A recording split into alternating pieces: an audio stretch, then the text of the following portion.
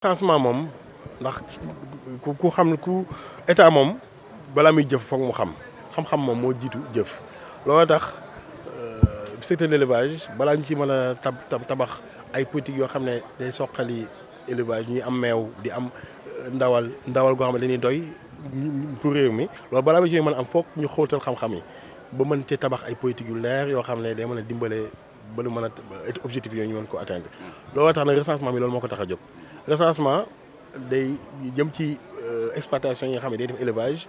jël ci ñoom ay information lu mel ni seen ay ni ñuy xontee jur gi lu ñu leen joxe ñu naan wérgu yaram jur gi yoo xam ne day dimbale ci ñu mën a xam dëgg-dëgg jafe-jafe nit ñi ak li dox sax ci wàllum xont ak yeneen ba tey tamit jur gi ndax ay nag la ndax ay xar la ñaata lan fu ñu nekkee éleveurs yi tamit fu ñu féetee ci Sénégal loolu lépp ay information yi recensement yi génne la te loolu mënoo soo ko amul tabax ay politique yu wóor yuy dimbale askan bi day jafe. jur yi moom bàyyiwuñu benn bu njëkk mooy nag yi xar yeeg béy yi lii di mbaam xuux mbaam sëf fas yi ba tey tamit ñu ci boole di jëm ci ay banjol yi copines yeeg yooyu yëpp xam ne ay njanaaw ñu ñëw ci kër yi ba tey tamit ñu yokk ci ay xaj ay muus ndax loolu gis nañ ne élevage yu tàmbalee di dikk la ci jamono ji tàmbalee di dox ci jamono la yamb yi nag kenn fàttewu leen loolu ñoom tamit bokk nañ ci biir recensement bi. waaw xam nga jarut loolu moom lu jëm ci pëli rek man mii sama bopp xam nañ ku may laaj lu ci bëri ñun laaj moom koo xamul ñëw rek laaj la day jafe loolu moo tax ñu ne xam nañ ne nit moo ñëw rek laaj ko dara du yomb wax la moo tax ñu ne élevage foog ñi moom élevage ànd ci recensement bi loolu tax enquêteurs yi. enquête doo gis benn enquêteur bu nar a ñëw li ñu ko yéene daal benn enquêteur du ñëw ak si moom dong waaye dina ànd ak chef de poste vétérinaire bi dina ànd ak organisation éleveurs yi ñi nekk ci gox ba ñoom suñu dikkee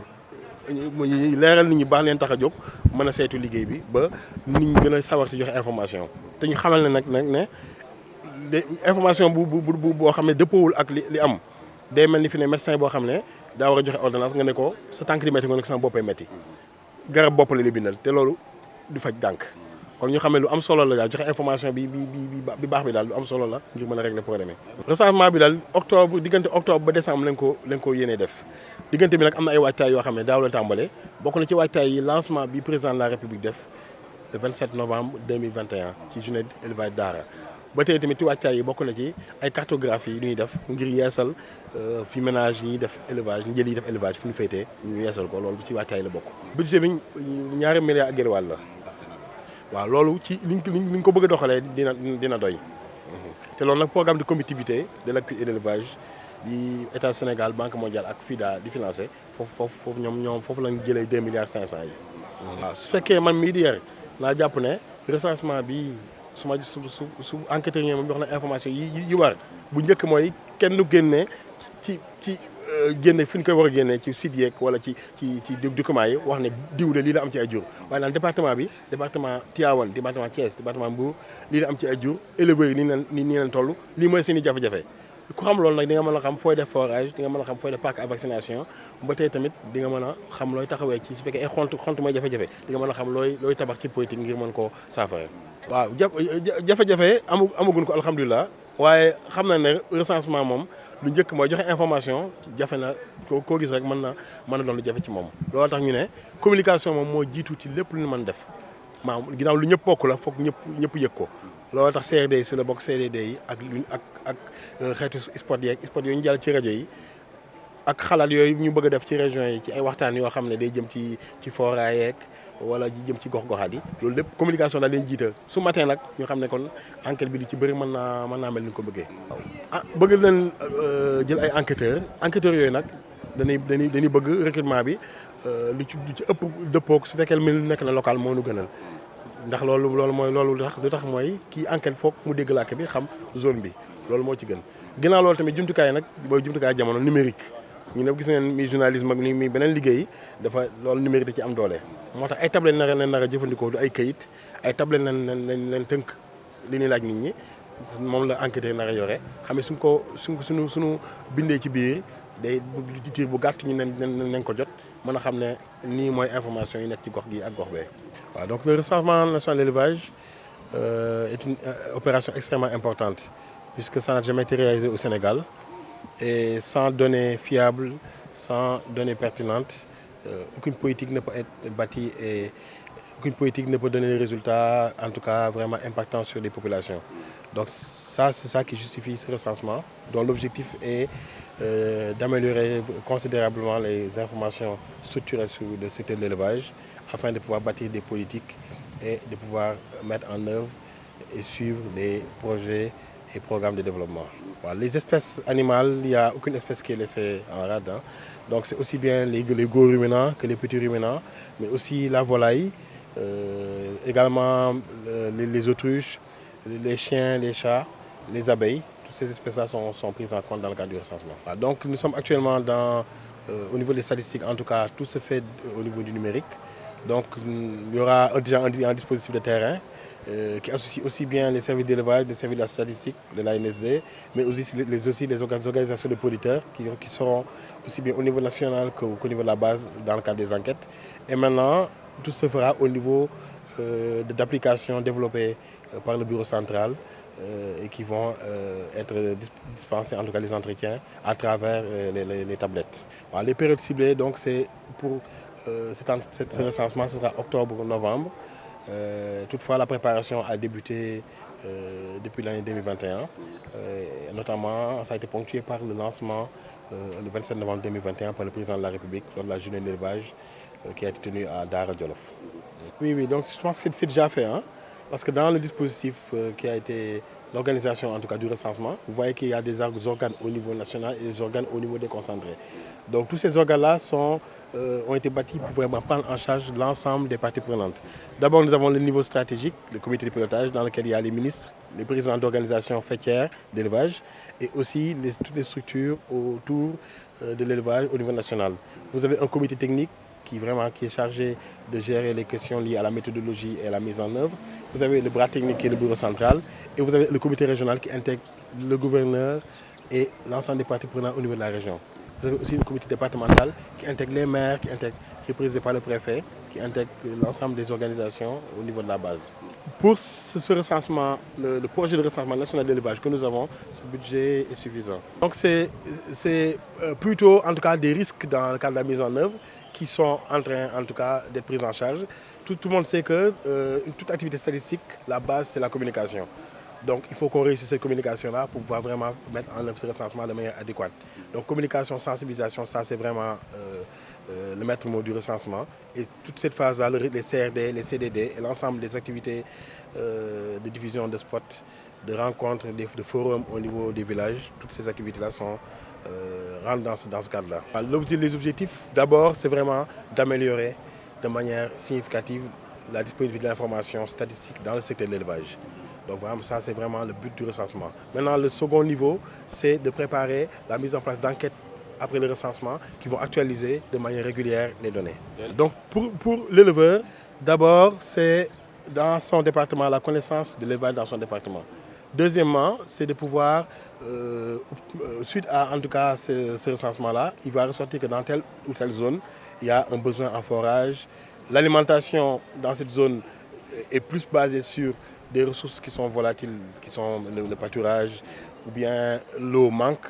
ou bien il y a des difficultés de santé animale. Toutes ces contraintes-là vont ressortir à travers le recensement. Et ce qui fait que les politiques qui seront bâties vont être axées selon les zones sur des problématiques qui ont été soulevées et relevées par le... waaw xam nga comme jamono dafay dox jamono ji ñu toll tey lépp lu baax ak lu méngoog jamono xaar nañu ko parce que le recensement bii waxtaanee nañ ko mun naa la wax ay ati at ak nguur gi parce que am nañu jafe-jafe ci lekk jur ki wàllu wér-gu-yaram ak ay mbedd yu ñuy jaar ak suuf si aussi ni muy xatee dégg nga te loolu yëpp lekk yokk mooy booy défendre secteur élevage doo am foo sukkandiku ba nga naan lii la ñu am lii mooy suñu problème ñu seet loolu lan ñu état xam ne lii jaadu na pour que tey ñu war koo doxal ndax lii ak lii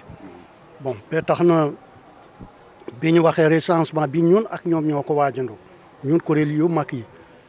gëstu nañu ci posé nañ ci ay question def nañu lépp lu ñu waroon a def mais gis nañu ne loolu mënul ñàkk tey parce que jamono moo ni doxee ren gis nga li ñu traversé ci problème alimentation de bétail demoon nañu ba nga xam ne li saaku ceeb di jar moo gën a yomb fuuf li saaku aliment de bétail di jar te loolu li tax parce que munoo ko sóoraale mënuloo organiser li nga war a defal secteur bi parce que xamoo lan moo fi nekk dangay xayma di yaakaar noonu rek kon loolu suñu ko defee man li may ñaan sama mbokk éleveurs yi mbul kenn jaxas seen xel nañu xam ne ñi ñu jiital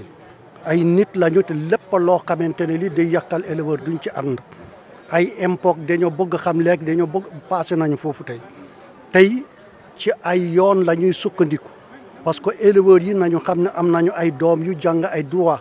ay procureur ay président tribunal ay avocat ay médecin ay professeur yëpp ñu ngi fi nekk ay doomu éleveur kon nañu xam ne kenn du teg ci kaw éleveurs yi lu jaaduwul réew nag buy dox danga état dafa war a maîtriser léppam dafa war a maîtriser agriculture maîtriser élevage maîtriser pêche mais aussi maîtriser population loolu moo tax ba ñu ko waxee ñun ñu ànd ci ak ñoom kuréel yi nga xam ne aussi ñoom ñoo fi nekk tey dégg nga kenn ci ñoom ku ne dégg na ko te maa ngi ñaan aussi comme ni ñu ko defee ci région bi noonu la ñu koy wàccee ci département yi ak aussi au niveau local suñu mbokk yi nañu ubbi seen bët te ñu xool la nga xam ne moom moo xew te moom la ñuy def en tout cas man loolu lay ñaan au nom de toutes les organisations éleveurs du Sénégal. xam nga bu demee tey ba xam ne moom mu ngi yaakaaroon ne 3 millions élevage tête bovin la am mu dem ba seet ndekete fekk 6 millions la loolu dana tax état jël responsabilité am seetal jur googu fu ñu koy def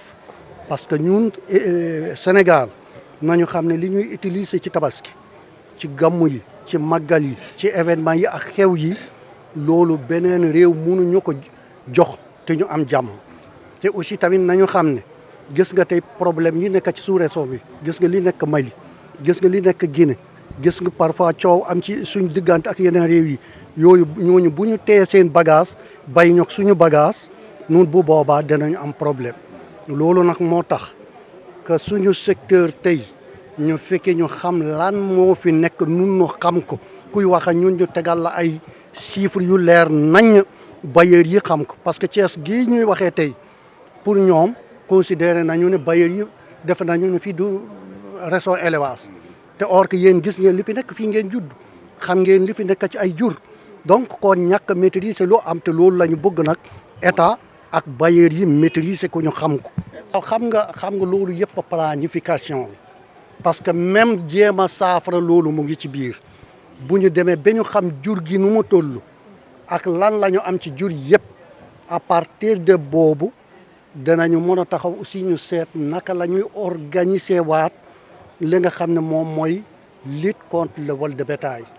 en tout cas ak lekk jur gi ak lépp surtout ay marché à bétail yi tey nga xam ne Thiès amul marché à bétail pour ñoom lan moo tax te loolu yëpp lu ñu war a gëstu la ba xam ne poids bii la fi élevage am ci biir réew mi dégg nga am nañu lii ci nag am ko ci béy am ko ci xar am ko ci espèce yëpp su ko defee loolu boo amee rek